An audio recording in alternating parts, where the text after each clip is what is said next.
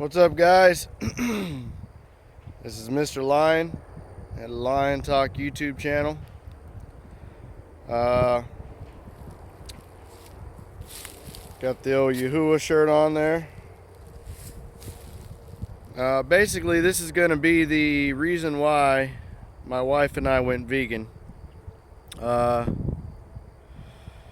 And it's kind of deep. I know a lot of y'all out there aren't going to quite understand. But I've been doing some digging into the Dead Sea Scrolls, the life and times of our Master Yeshua, and it seems as if he didn't eat meat, or at least there's some indication. I can't say for a fact, but there's some indication. There's also indication that John, the Immerser, also didn't eat meat.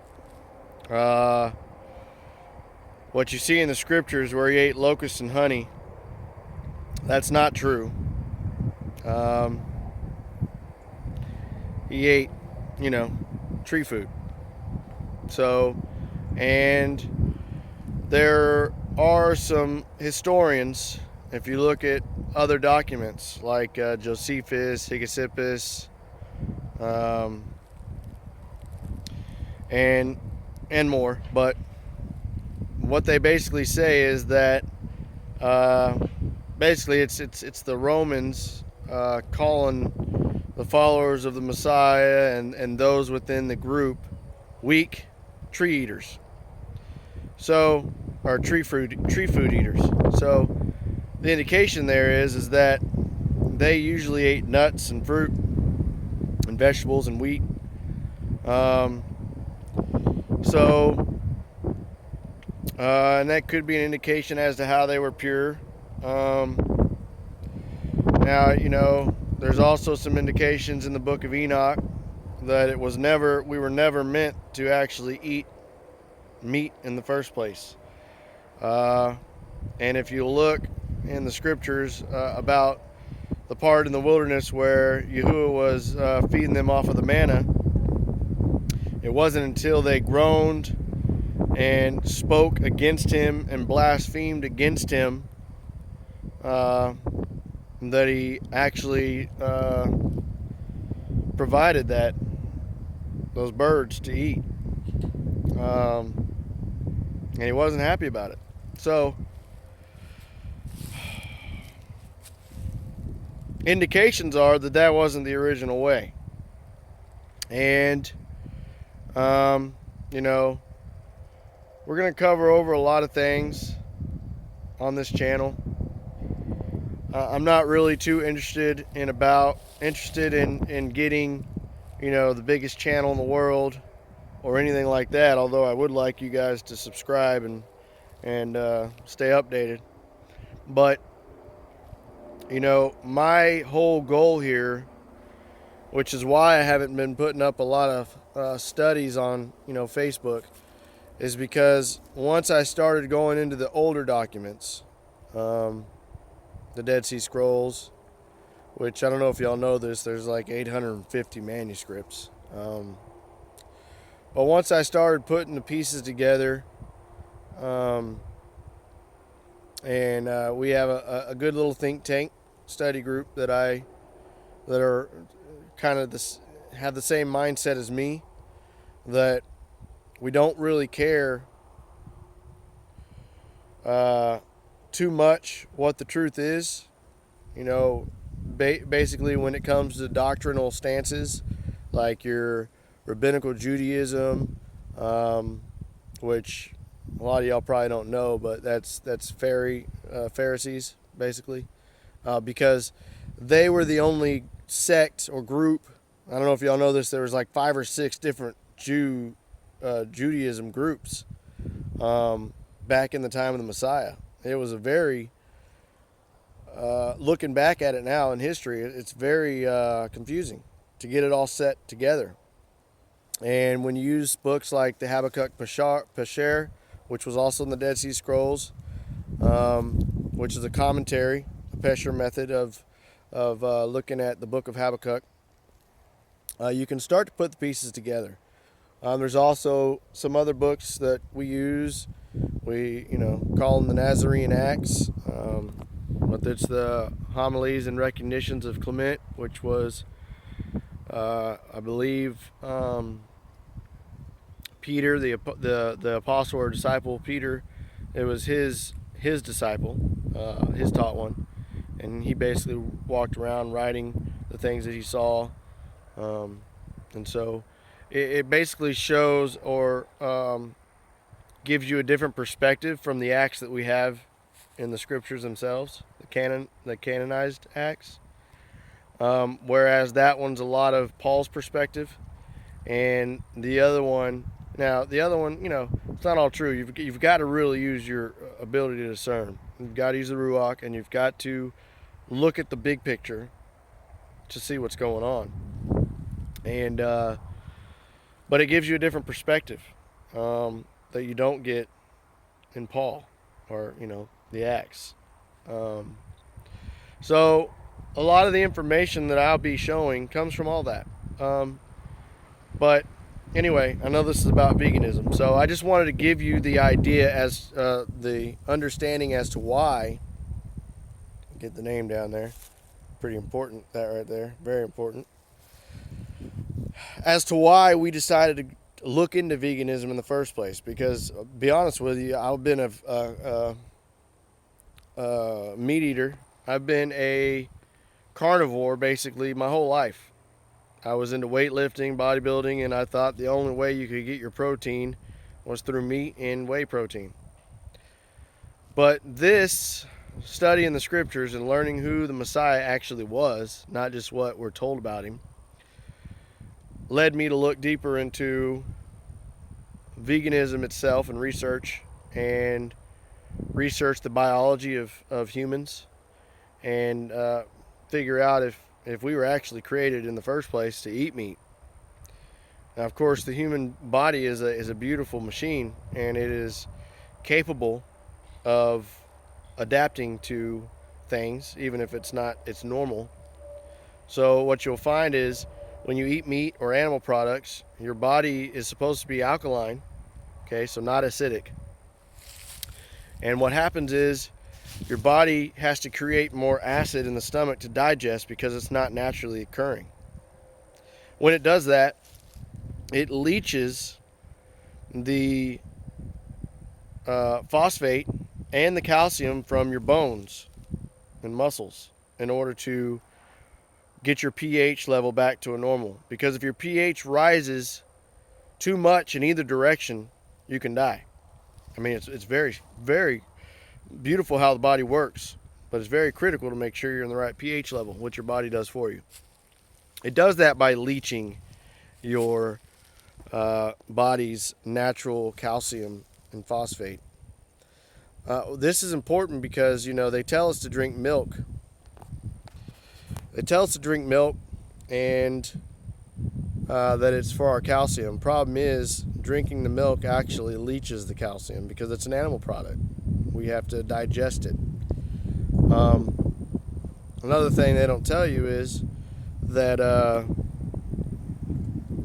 FDA approves about an eyedropper full of pus in that milk because the machines that hook to the udders of the cows cannot differentiate between milk and pus. And when you're hooked to machines all day long, well, you get swollen and infected, and that pus goes in there. So anyway, I just wanted to kind of talk to you face to face real quick before I put it up on the screen, and kind of walk you through some comparisons and what's a good idea and how to start your vegan diet. All right.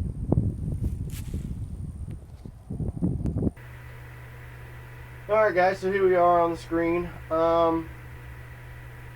So I brought up pH level. Let's go ahead and talk about that because that's a main thing.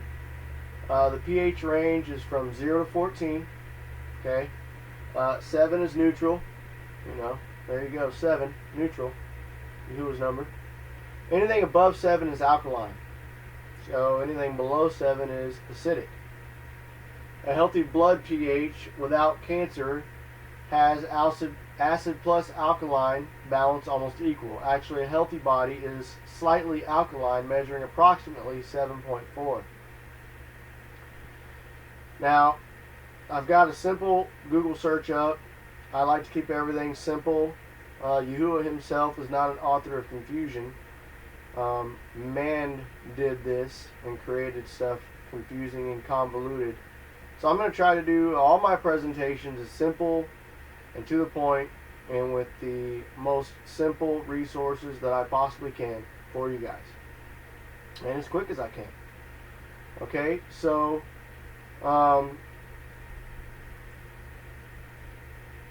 let's see. You know, you're having your immune system, having acid in your body lowers your immune system. It's also a breeding grounds for anaerobic pathogens. Okay, it's also a breeding ground for cancer. I don't know if y'all know that, but it is. So this is very important because with a proper diet, the way we were intended to be, and I'm going to kind of show you that, you will not have so many diseases. A lot of the diseases we're told are heretical. In fact, that's not true. In fact, diseases like diabetes, osteoporosis, arthritis, a lot of this stuff can be connected directly to an acidic diet. Now, when I talk about, you know, osteoporosis, stuff like that, well, they tell us to drink our milk. You got to remember, the dairy, egg, and meat industry is a billion dollar industry. Okay? Not only that, but it takes up swaths of land, tons of water, and, you know, well, we got plenty of that. Well, you know, here's the problem. You know, we're constantly being told about this environment change, emissions, all this stuff that they're telling us. And if you've done any research on Agenda 2030 or anything like that, I may do a study on it later. They want to kill off a lot of people because they think it's destroying the environment or the earth. Well, problem with that is you've got gas emissions that they say we cause. Well, it's not we cause, it's the animal product industry that causes it. Because think about all the 18-wheelers carrying farm animals, okay? Those farm animals also have to eat large amounts of plant-based nutrients, grains, grass, stuff like that. Now, what's funny about that is all those things that those animals eat, humans can also eat. So they're taking, you know, you've got all the people in the world that are starving, and why can't we fix this world starvation problem? Well, the problem is we've got plenty of food. We're growing plenty of food, way more than enough, but we're feeding the animals so we can slaughter them, which makes us have less food, less land, higher emissions, less water, okay, less land. I already said that. Anyway, so there's a problem here. One, they are hypocritical with their statements, and two, this goes even deeper than just plain ignorance or whatever you want to call it. You know, I believe there's an all-out war going on with Yahuwah's creation. And I think it transcends many levels. It transcends many levels as far as our religion, religious leaders, religious sects and societies that are also hand in hand with government, and it's kind of like a control mechanism. Whereas the Messiah, he wasn't all about the control mechanism. Matter of fact, we see him constantly in trouble with the religious leaders of his time. He was kind of like a revolutionary, a rebel. Okay, he didn't meet the status quo. He didn't go along with what they were saying. Well, that's because his father doesn't go along with what they're saying. If you remember back with Samuel, Yahuwah didn't think that the Israelites should have a king, and he said that if you have a king, the king will take your children and they will march off to war and die, and he will be greedy and take all your stuff, and you will be like slaves. Okay, well, that's what's going on. So having a high acidic level in your body, okay, when I talked about the milk getting calcium, that's their big catchphrase. What's funny about that hypocritical catchphrase is, got milk, drink milk, need your calcium. Why do you think most senior citizens, especially in America, have to take calcium supplements even though they have been drinking their milk all their life?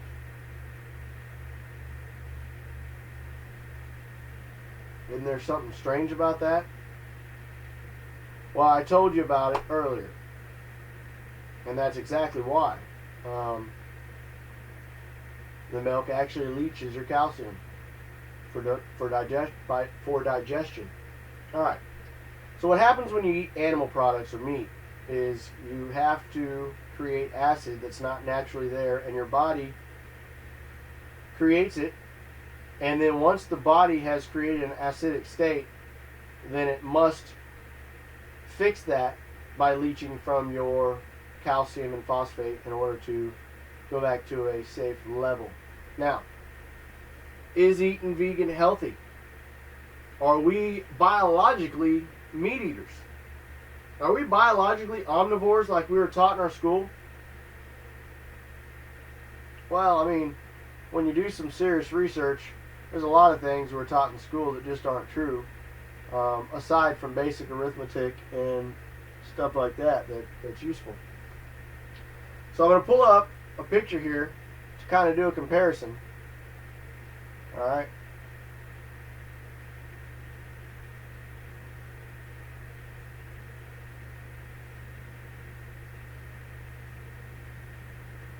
All right, so this is a carnivore.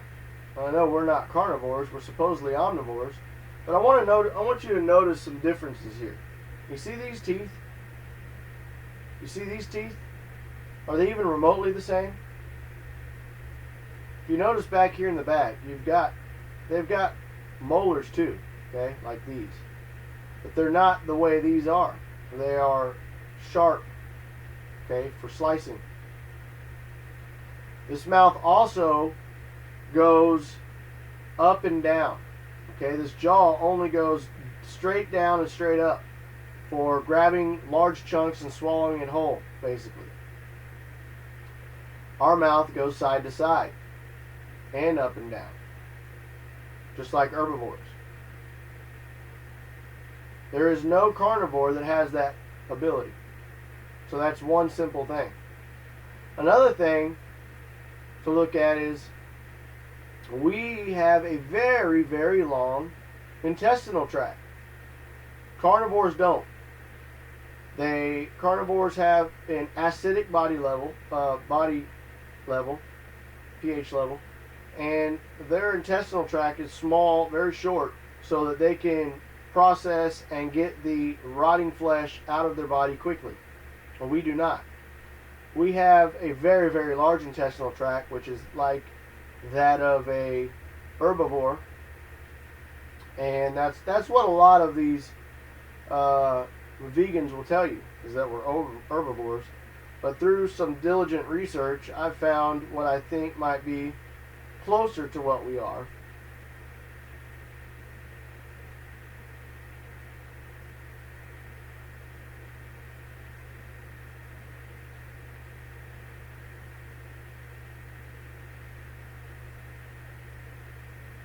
And that is right here.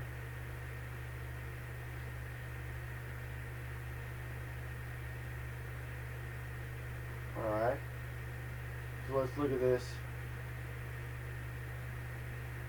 up close. Alright, so here we've got a chart showing the anatomy of mammalian species or mammals. Okay. Now I'm going to start at the top from left to right so you can kind of get an idea. We've got a carnivore, and right next to the carnivore is an omnivore. Okay, right here. And right next to that is an herbivore, right here. And you can start to see a resemblance in our teeth, humans that is, from across the spectrum. This is an omnivore, it's carnivore. Look how similar they are. This is what we're supposed to be. Does that resemble this at all? No, it doesn't. It's not what we are. Here's an herbivore. Okay.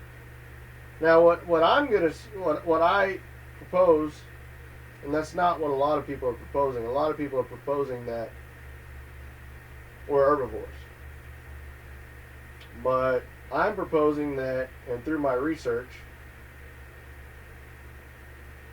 what I've found, if we do a close-up here, is that these teeth, unlike these teeth, resemble these teeth. To the molars, to the fronts, to the front here, even a little canine. Okay? So let's go through and read these. Alright, so from left to right, we have the carnivore who eats meat, the omnivore that eats meat and plants, the herbivore that is leafy plants and grasses, and we got the frugivore,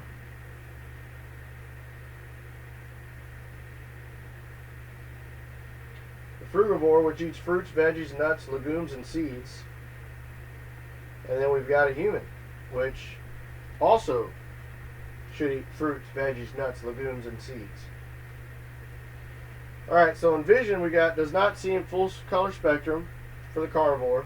The omnivore does not see in full color spectrum. Then we have herbivore, sees in full color scale. So do the frugivore and the human. Now we've got brain chemistry, fueled by fats and proteins, fueled by fats and proteins, fueled by glycogen, fueled by glycogen, fueled by glycogen. Starting to see some similarities over here on this side, huh? Okay. Here we got the sleep cycles. Sleeps 18 to 20 hours per 24-hour cycle. Sleeps 18 to 20 hours per 24-hour cycle. And here we go. Sleeps 8 hours or less per 24-hour cycle. Sleeps 8 hours or less per 24-hour cycle. Sleeps 8 hours or less per 24 cycle. Mouth opening versus head size. Carnivores have large. Omnivores have large. Herbivores have small. And frugivores have small to medium. And humans are small. Jaw type. Lower jaw embedded inside of upper jaw. Lower jaw embedded inside of upper jaw. Why is that important? Because when I told you all about the straight up and down motion of the carnivore and omnivore versus the side to side and up and down motion, the circular type motion that our jaw can do, well, it matches a herbivore, but it also matches the frugivore. Okay, so its upper jaw sits on the bottom jaw, right? So it can move around. The jaw angle on the carnivore is not expanded, and neither is the omnivore. On all these, the herbivore, frugivore, and human, they're all expanded. Jaw joint location. On the same plane as the molar teeth on both of these, and over here we have above the plane of the molar teeth, which all match. Jaw motion and mastication. Okay, right here is what I was talking about. Carnivore shears meat and swallows. No lateral or forward mobility for chewing. But we're omnivores. It's the same thing. Does your jaw act this way? No, your jaw does not act this way. Your jaw acts like this. Great lateral and forward mobility for chewing leafy greens, plants, and grasses. Same with here. Great lateral and forward mobility for chewing fruit, seeds, nuts, and vegetables. Alright, necessity of chewing foods. For the meat eater, for the carnivore, you've got none. Swallows food whole. for the omnivore, swallows food whole and or simple crushing. So it does have a little bit. For the herbivore, we have extensive chewing required. And for the frugivore and for the human. So I believe we are frugivores. Facial muscles, reduced to allow wide mouth gape. Reduced to allow wide mouth gape. Okay? These three are all well developed to facilitate chewing. Major jaw muscles, temporalis for the meat eaters here. Omnivore, carnivore. Over here we have the same ones. Masseter and pterygoids. Okay? Teeth, canines. Long, sharp, curved fangs. Long, sharp, curved fangs. That's omnivore and carnivore. Over here, with the herbivore, you have rudimentary dull and short, or none. And on the frugivore and human, we have dull and short for long, or long for defense, and rudimentary, short, and blunted for the human. Teeth, the incisors.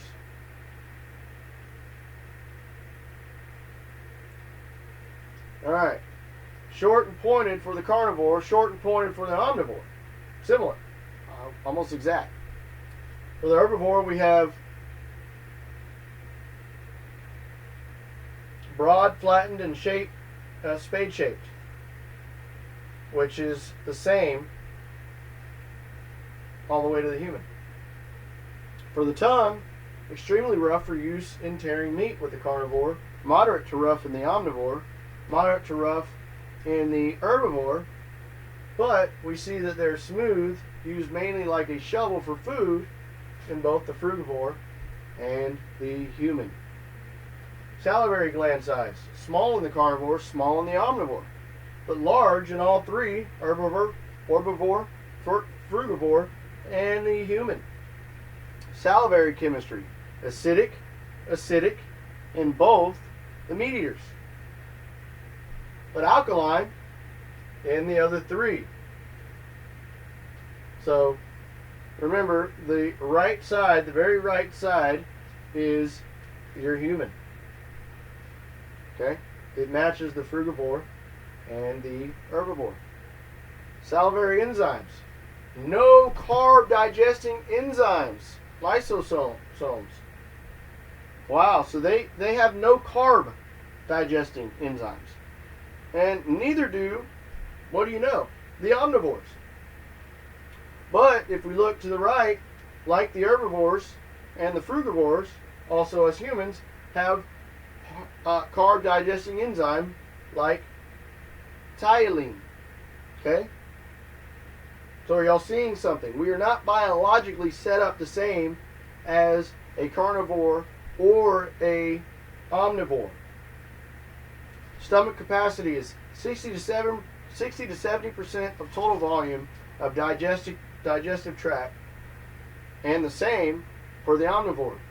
Now, for the herbivore, you have less than 30% of total volume of digestive tract, and for the frugivore and humans alike, it's 21 to 27 of total volume of digestive tract. Okay? Stomach acidity, this is what I'm talking about. Less than or equal to pH 1 with food and stomach. Okay? So they're very acidic. Same thing with the omnivore. Less than or equal to pH of 1 with food and stomach. Now, when we're talking about herbivores, frugivores, and humans, the pH is 4 to 5 with the food and stomach. Okay, so it's a less alkaline, acidic mix. It's a very closer to neutral range. Okay. Now, the carnivore does not require fiber to stimulate bowel movements. Okay, neither does the omnivore. But the herbivore, the frugivore, and the human all require fiber to stimulate bowel movements. Okay? The length of the small intestine in the carnivore is only 1.5 to 3 times the body length. This is what I was talking about. The length of the small intestine in the omnivore is 3 times the body length. Okay? So those are short, relatively speaking, when you're talking about an herbivore who has 20 times the body length, and a frugivore and a human who have 9 times the body length. So, this is what I'm saying. Biologically, we are not what they say we are. Colon type for the carnivore and the omnivore are both simple. Very simple to get the stuff out. It is rotting flesh and it needs to be out of the body.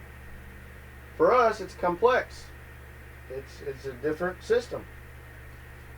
Colon length is short for the carnivore and the omnivore. For the rest of us, being herbivores, frugivores, and humans, it's long. Okay? Colon shape is smooth. Okay? In the carnivore. That's to get it out quick. Okay? And in the omnivore, it's somewhat sacculated, meaning has sacs and rivets and stuff like that. In the herbivore, the human, and the frugivore, they're all sacculated. Colon chemistry is alkaline, and this time it's acidic for an herbivore, a frugivore, and a human.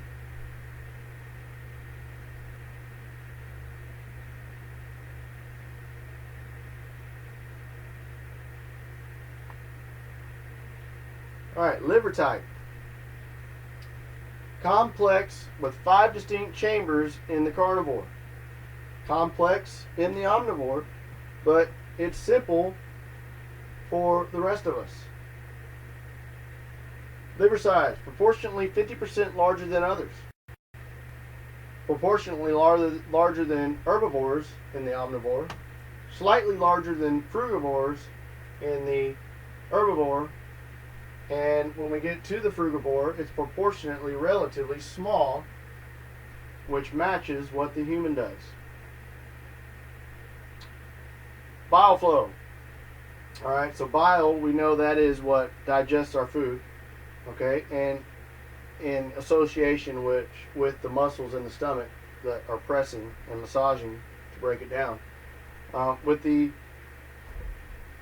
carnivore, you've got comparatively heavy, omnivores comparatively moderate, and then you've got the rest of us that is comparatively weak. Okay, vitamin A, liver detoxification.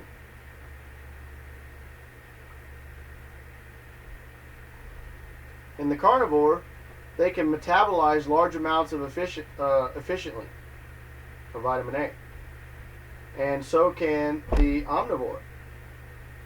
But when you get to the herbivores to humans, the rest of us, it is only a small amount efficiently. Short chain fatty acids, all right, can't convert to LCFAs, okay, large chain fatty acids, all right, long chain fatty acids. They can't convert them. Neither the omnivore nor the carnivore. But the rest of us can. Humans, frugivores, herbivores. Cholesterol. Here's the big thing. Alright? Here's the big thing. This goes to when I do a video on diabetes later. I'm going to show you how extremely important this is. And this is what they're not telling you. Okay? Cholesterol can be metabolized in large amounts efficiently when you're talking about carnivores, and equally when you're talking about omnivores. Now, herbivores, frugivores, and humans can only metabolize phytosterols efficiently. Now, what does that mean, phytosterols? That's plant-based, okay? Like phytonutrients, okay? That's plant-based. All right? Now, here you can see both the omnivore and the carnivore both have renal secretion through their kidneys, and the herbivore, frugivore, and the humans do not. Okay? Urinary concentration, we have extreme for the carnivore and the omnivore, and we have comparatively weak, and then moderate for frugivore and human. Urinary chemistry is extremely acidic. Extremely acidic for carnivore and omnivores. But in the rest of us, herbivores, frugivores, and humans, it's alkaline. Okay? Digestion time to complete. Remember how I told you guys that the intestine was shorter to get the stuff out quicker, the rotting flesh? Digestion time to complete is only 2 to 4 hours in a carnivore, 6 to 8 hours in an omnivore, and when it's a herbivore, it's 24 to 48 hours, and with us humans and frugivores, it's 12 to 18 hours. Okay? The placenta is zonary shaped when it's on a carnivore, as well when it's on an omnivore, and it's discoid shaped when it's the rest of us, herbivore, frugivore, and human. Limbs. Has 4 paws with claws. Okay, these claws are meant for killing, grabbing, taking down, and then eating whole is the teeth.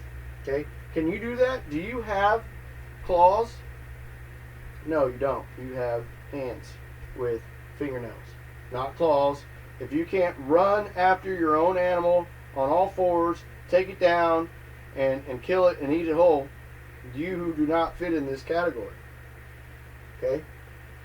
On the omnivore, they have 4 paws with claws or hooves. Okay? And with the herbivore, has 4 legs with hooves. And with the frugivore, they have arms with prehensile hands and feet, which is similar to the human, which has arms with prehensile hands. Don't quite have the same feet. Okay? Locomotion. Carnivores all walk on 4 legs. And so do omnivores. So do herbivores. But when you get to the frugivore, they walk on all 4 limbs and walk upright on 2, whereas us humans walk upright. Mammaries. Multiple mammaries, breasts are for carnivores, multiple breasts for nursing litters, multiple breasts for nursing litters in omnivore. And then you have the herbivore who has 1 to 2 offspring. They have multiple breasts for that, but it's a smaller amount. And when you get to the frugivores, they only have 2 for 1 to 2 offspring, just like humans. Skin and hair. The carnivore is 100% covered in hair. Omnivore, 100% covered in hair. Okay, when you get to the herbivore, it has pores with extensive hair covering body. And when you get to the frugivore, it has pores with extensive hair covering the body. And then when you get to the human, it has pores with minimal hair. Matter of fact, it's real close if you actually think about it. Even our body hair still would, if it were longer and more coarse, it would also be just like the frugivore here with the extensive hair covering.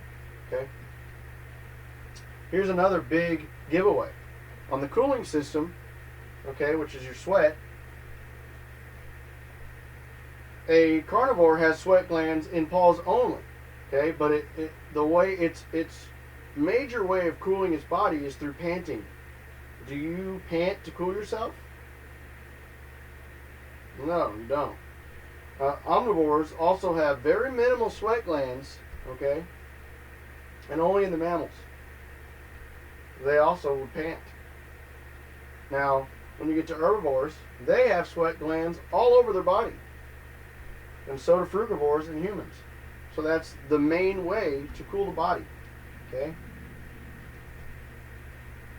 Nails. Okay. On the carnivore, there's sharp claws. On the herbivore, there's sharp claws or blunt hooves. On the omnivore, sharp claws or blunt hooves. On the herbivore, they're blunt hooves.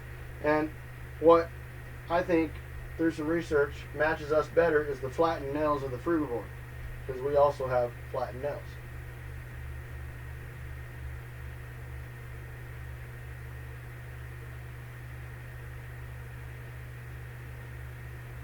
Alright, so there's a little bit of the biology makeup there. You know, what seems to be going around a lot is this question. I thought I would throw this up because it's a funny when people ask, well, how do you get all your protein? Well, one of the largest, strongest animals in the animal kingdom that is somewhat similar to humans is the silverback gorilla. So it's funny here, no meat at all. Are you sure you're getting enough protein? Says the little bitty creature, you know. And that's true. We get plenty of protein through plants, and it's the same. What people don't understand is, and this is me too until I did the research, is that the protein, no matter how it comes in your body, whether it be animal products or plant-based products, it gets broken down. The protein itself in the full form from the plant is not how your body uses it. Your body actually breaks it down to the amino acids themselves, and when it gets to the amino acids themselves, it's the same exact building blocks. Okay? It's just a myth. And if you don't do in-depth research on it, you'll end up with the wrong answer.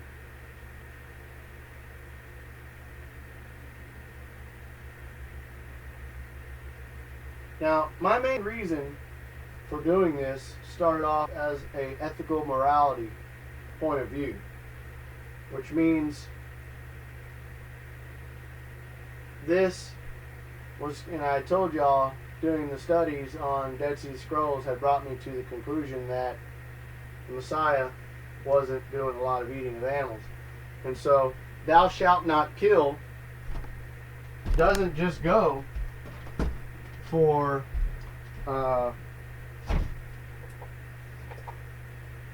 unless it has 4 legs, has hair all over, you know, moves or whatever. Thou shalt not kill. There is no little asterisk there that says, well, unless. It says it, you know, like this says here, if thou shalt not kill unless it should be tasty when seasoned and cooked. That's not, it doesn't say that.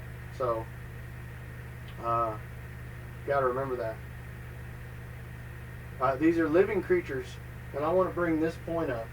You know, if cows and other animals have feet to walk, a stomach to digest, a backside to excrete used food products, a front side to get rid of the used water, a heart that beats to keep them alive, do you think the brain's the only thing that doesn't work? Do you think they can't feel emotions, they can't understand, they can't process thoughts? You know, I've seen videos where the animals have been forced on these trucks and they get to the slaughterhouse or house of slaughter, and people will say, well, I only eat humane meat. Well, you tell me what's a humane way to slaughter someone. What's a humane way to basically rape a cow, make it have a baby, steal its baby from it so it can't have the milk it, and then let the baby sit in a room so that its meat can get nice and tender, and then kill it. What's humane about that? What's humane about being threw onto a concentration truck, run into a place where you smell nothing but death, walked in there amongst your peers, and then shot in the head, or the little ramrod they use, or any other way, cut the throat, which I've seen a lot of videos. A lot of them do the cut the throat method, roll them off, and they're still mooing and crying in pain, being cussed at, beaten with tire irons. There is nothing humane about it. There is no humane murder. And if there is humane murder, is there also humane rape? Is there also humane child molestation? No, there's not. So I want you to realize what's actually going on here.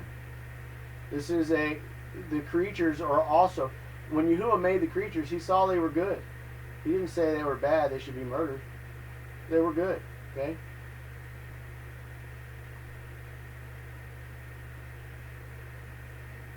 Now, what I want to do, here we go, let's put this up. Which type of red thing would you rather eat? Honestly. Would you got to understand too, when you eat a dead animal's flesh, you're eating death. You're not eating life, you're eating death.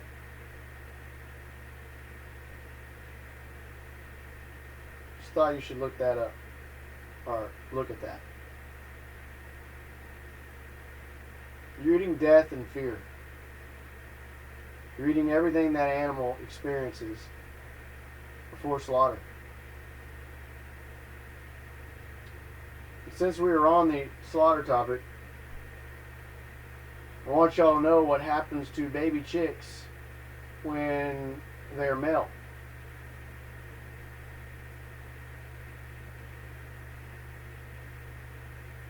Okay? This was the last moment on Earth. He tried to fly away, but he was too young. 200 million male baby chicks are ground up alive every year. 200 million. Because they're useless to the egg industry. He was one of them. Well, why grind them up like that alive? There's just no sense in it. Just to have eggs, you're having to murder. You're having to force them to be born and then murder them.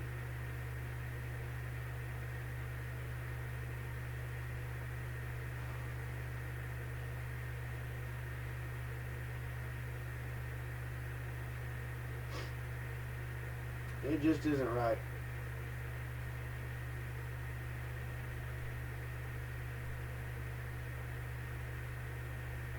Now, I'm not going to waste the time with putting up the other charts of whether we're omnivores, carnivores, or herbivores, because a lot of people are trying to say we're herbivores, and I told you I just believe with some more research that we resemble far greater the frugivore than the herbivore. But you can see in comparison to omnivores, we are closer to the herbivores.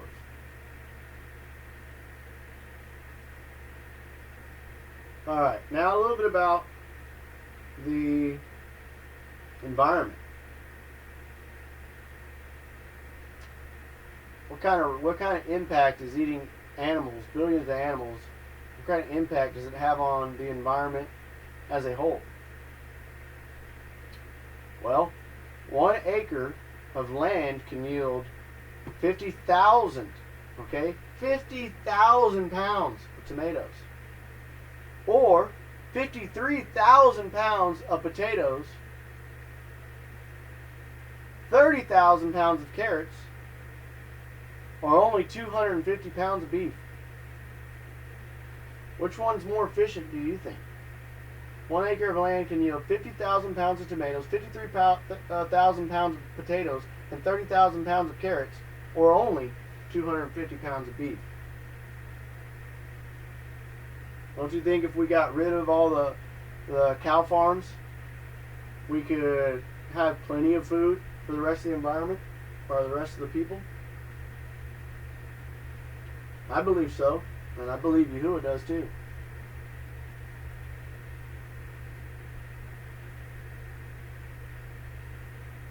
And about the morality of it all.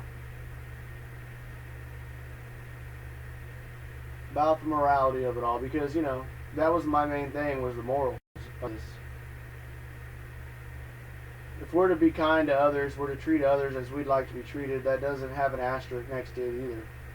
If a vegan offends you simply by pointing out the immorality of your actions, remember that your actions are the problem, not the vegan.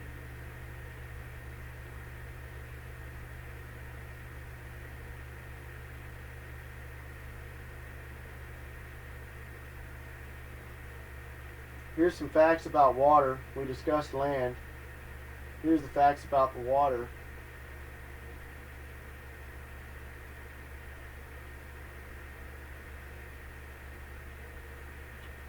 Meat-free diet. Vegans are the most water efficient, An entire vegan meal is only 371 liters of water. 1 portion of chicken is 1,249 liters of water, and one portion of beef is 4,664 liters of water. It takes far more water to create 1 pound of meat than it does for a plant-based diet.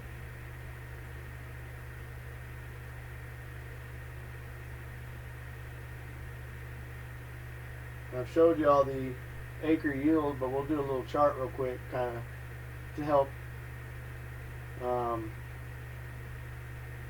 illustrate the point that I'm trying to make. Okay, relative per acre yield.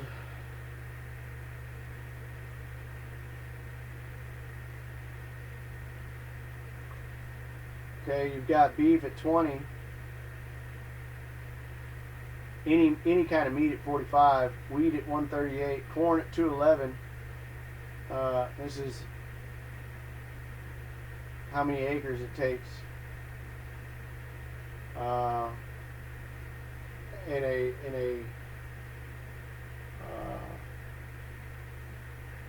for usable protein. Okay.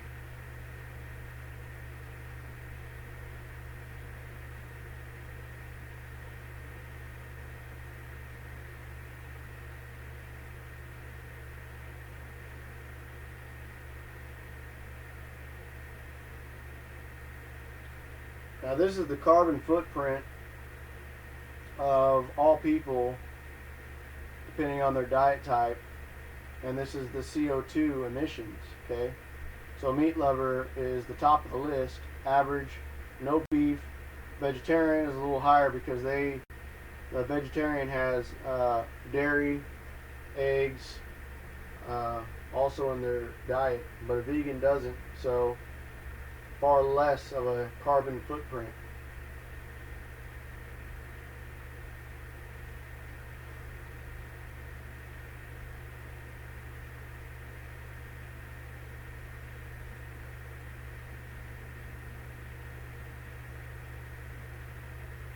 Here's another little illustration of the water I was talking about.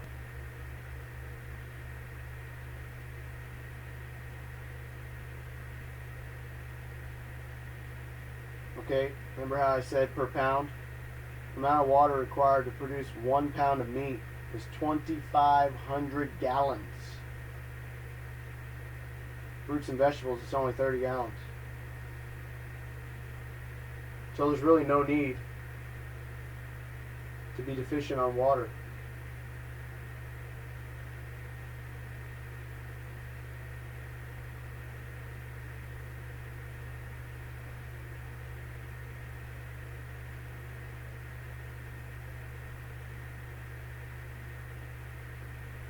Now, this chart is showing the population rate of humans in the billions across the years, and as you see, it's only a slight increase. But the red line, so the bottom line is population count, and the red line is the amount of consumed animals. So you see how we haven't really gotten that much more populated, but we have started slaughtering immense amounts of animals. 2010, it's right there at 135 billion. Okay, senseless slaughter for tradition and taste, really nothing more. I put a couple quotes in here that I thought I would throw out there in the middle of the presentation. Although we think we are one, we act as if we are one. Human beings are not natural carnivores. When we kill animals to eat them, they end up killing us because their flesh, which contains cholesterol and saturated fat, was never intended for human beings who are natural herbivores. That comes from a medical doctor of cardiology. Again, I'm saying we're frugivores. That doesn't mean we eat only fruits. It means we eat fruits, vegetables, nuts, the whole spectrum.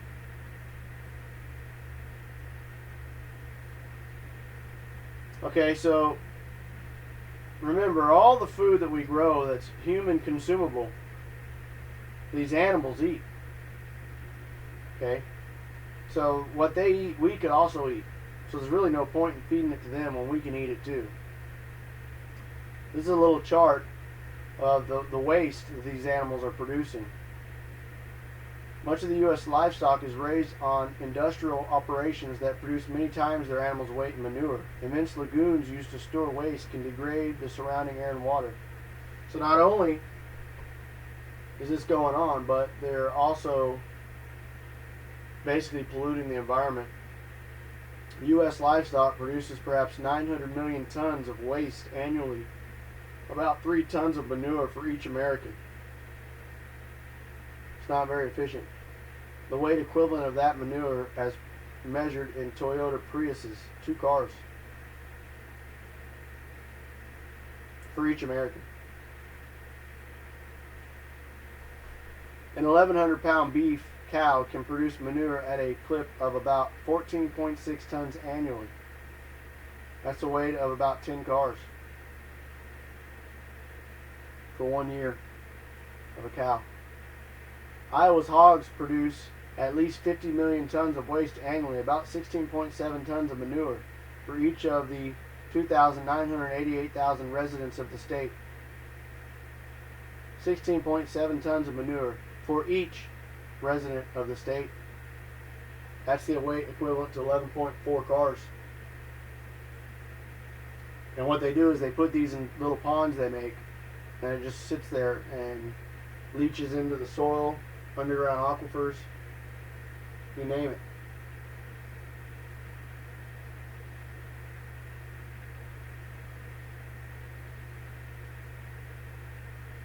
Alright, I'm almost done with this presentation, and I'm hoping that you're able to see what I'm trying to show you. The U.S. agribusiness is slaughtered 10 billion animals per year. That's 19,011 animals per minute, or 317 animals per second. In the time it took you to read this, nearly 60,000 or more animals were killed.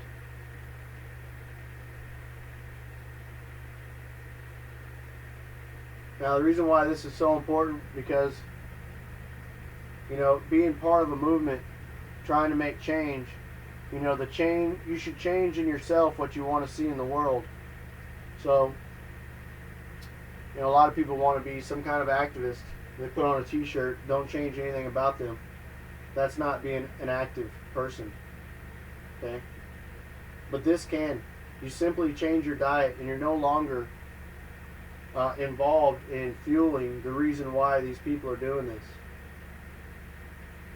Okay, they're no longer able to use the money that you're providing to keep this business going. Now I want to show a couple of little slides here. What the stereotype of what vegans eat versus what the diverse nature of the actual diet consists of. What a lot of stereotypes, what a lot of people, even you yourself watching this, might think is that they only eat granola, tofu, and grass. And that's not the case. There's a whole lot more stuff to be eaten. And they all provide everything you need. Matter of fact, here's a little tip. I believe 1 cup of broccoli has more calcium than a cup of milk. And guess what? You can actually absorb it, unlike the milk, which has to leach from your body what you already have in it in order to take in that calcium. So it's actually not doing anything for you.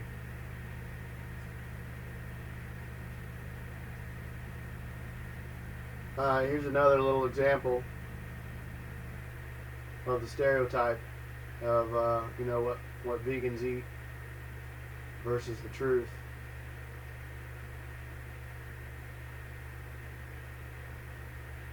So, you can see it's not quite what you think. There's all types of ways to transition over into being a vegan without giving up some of your favorite foods. Now I want to go into the health of it all. I've talked about the water, I've talked about waste, I've talked about CO2 emissions, I've talked about land waste. This is what health benefits you can get from going plant-based. Prevents high blood pressure, lowers cholesterol levels, reduces type 2 diabetes, prevents stroke conditions, reverse atherosclerosis, reduces heart disease by 50%, risk by 50%, reduces heart surgery risk by 80%, prevents many forms of cancer, strengthens your immune system, and increases your life expectancy up to 15 years. And I've done some research on some very old people that are primarily plant-based diet. Matter of fact, I watched a program where it was a woman, her husband owned a meat company, and she decided to go vegan for that reason and grow her own organic based plants out of her own backyard. And they're now 70. She looks like she's 40. He looks like he's close to his deathbed. Old, gray haired, wrinkled, overweight, has heart problems. And a lot of people, when they go out, she actually, people go up to the man and say, "Is that your granddaughter?" And it's his wife. And he actually went on and said he wished he would have changed when she did. It's really sad, and I really am hoping that this presentation will get through to you guys. And I'm not trying to change anything, but I don't want to think sadly the way I am with that guy with any of you out there.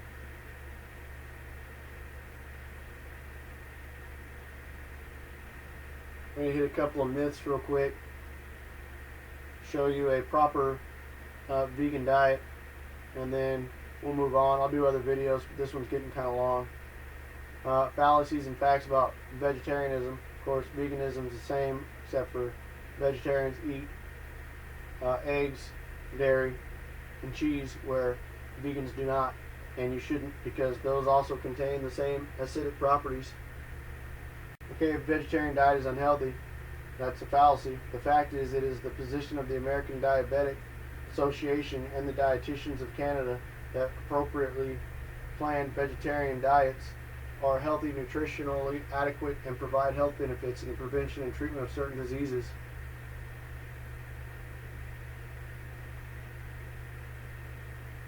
You know, a funny fact is, all the people in hospitals around the world with all these supposed hereditary diseases, you know what's funny? Well, it's not funny at all. It's actually sad that we were tricked and lied to. But you won't find vegans filling up the hospitals. What you will find is meat eaters. That's what they all have in common. Another fallacy: vegetarians don't consume enough protein. Well, facts are, typical protein intake of vegetarians appear to meet and exceed protein requirements, although vegans may sometimes have marginal protein intake. American Diabetic Association 2003. Now, the reason why they're saying that's marginal, it's not. You simply eat the right amount of calories and make sure you take in the right amount of plants and nuts and seeds that have the protein in them. Vegetarians usually meet their protein needs by eating a varied diet as long as they consume enough calories to maintain their weight.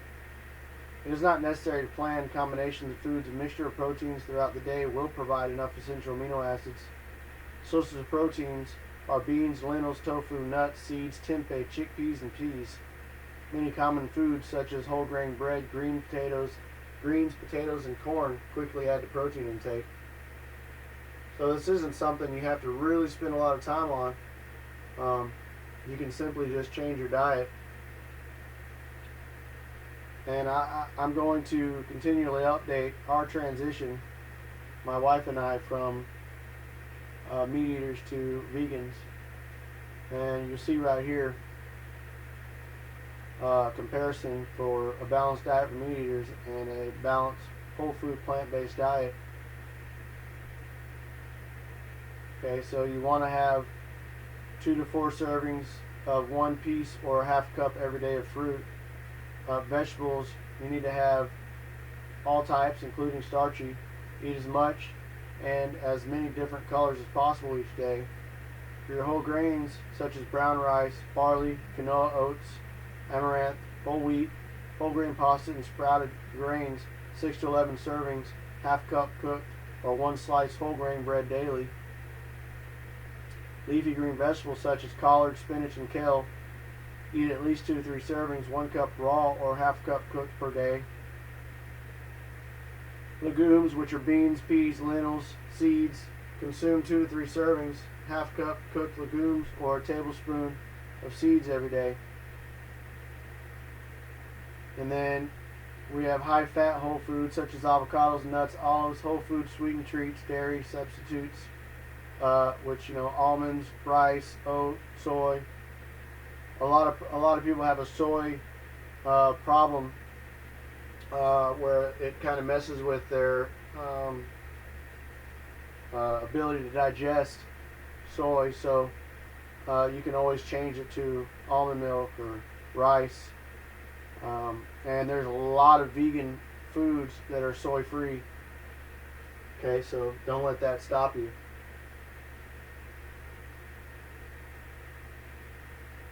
And if any time you'll have any questions for me, feel free to comment on my videos, and I'll try to address it with either another video or a personal message back to you. But anyway, I just wanted to give you a little bit of the insights as to what and why my wife and I decided to change into a vegan lifestyle. You can see that it impacts the environment a great deal when you eat meats. It's also very cruel and very heartless to the animals. And if the Messiah was doing it, then I'm going to try to do it. Again, please like, subscribe, comment.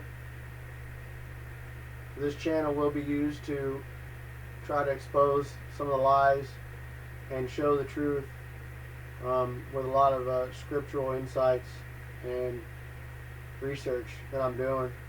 I haven't been able to put up a lot of studies on Facebook because I found that a lot of what I did know seems to be different when I look deeper. So I'm trying to find the absolute, or the closest to the absolute that I can get. I don't want to lead anybody wrong. That's not my goal here. And I hope this is a blessing to you guys. Thanks for watching. Hallelujah. May y'all bless every one of you. Take care. Again, thank you, and shalom.